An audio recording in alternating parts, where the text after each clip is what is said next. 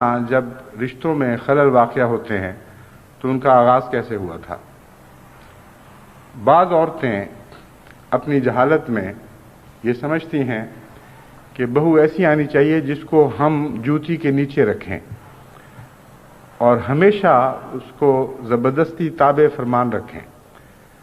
اور وہ صرف خاوند کی خدمت نہ کرے بلکہ خاوند کے باپ کی بھی خدمت کرے، اس کی ماں کی بھی خدمت کرے، اس کی بہنوں کی بھی خدمت کرے، اور پھر اس سے آگے قدم بڑھا کر وہ کہتی ہیں کہ بیٹی بہو کے سارے خاندان کا فرض ہے کہ وہ ہمیشہ نیچے رہیں، ان کو معلوم رہنا چاہیے اور یہ احساس ہمیشہ ان کے دل میں جاگزی رہنا چاہیے کہ انہوں نے گر کے ہمیں بیٹی دی ہے، اگر ہم نہ چاہتے تو ان کے بیٹی کو قبول نہ کرتے، ہم نہ پوچھتے تو اور کس نے پوچھنا تھا، رشتے کے انتظار میں اتنی دیر سے بیٹھے ہوئے تھے۔ اس لیے ان ساری باتوں کا تقاضا یہ ہے کہ بیٹی ہی نہیں بلکہ بیٹی کا سارا خاندان بیٹے والے کے خاندان کے سامنے جھک جائے، اور اس کے ساتھ پھر مزید مطالبے بھی دماغ میں آ جاتے ہیں۔ بعض مائیں کہتی ہیں کہ ہمارا بیٹا ہے ماشاءاللہ اچھا تعلیم یافتہ ہے، ڈاکٹر ہے،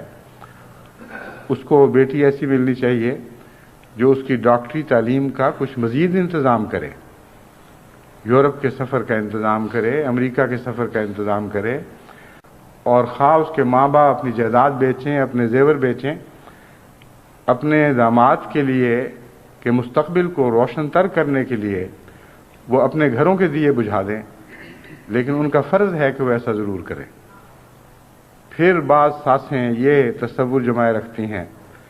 کہ ان کی بہو ایسی آئے جو دولت سے گھر بھر دے، ایک کار بھی لے کے آئے، ایک فریج بھی لے کے آئے، جوڑے لائے اپنی ساس کے لیے بھی، اپنی نندوں کے لیے بھی، ان کے رشتہ داروں کے لیے بھی، اور ہم بتا تو سکیں کسی کو کہ کس قسم کی بہو ہمارے گھر آ رہی ہے۔ اس قسم کی جاہل عورتیں ہیں جو اس دنیا میں بھی نہ صرف اپنی نسل کے لیے بلکہ آئندہ نسلوں کے لیے جہنم پیدا کرنے کی ذمہ دار ہوتی ہیں، اور یہی وہ جاہل عورتیں ہیں جو اپنی نسل کو خود جہنم میں جھونکتی ہیں۔ وہ مائیں جن کے متعلق حضرت صلی اللہ علیہ وآلہ وسلم نے فرمایا کہ ان کے پاؤں تلے جنت ہے، وہ یہ مائیں نہیں، یہ وہ مائیں ہیں جو ایسی بد نصیب ہیں کہ جن کے متعلق حضرت صلی اللہ علیہ وآلہ وسلم نے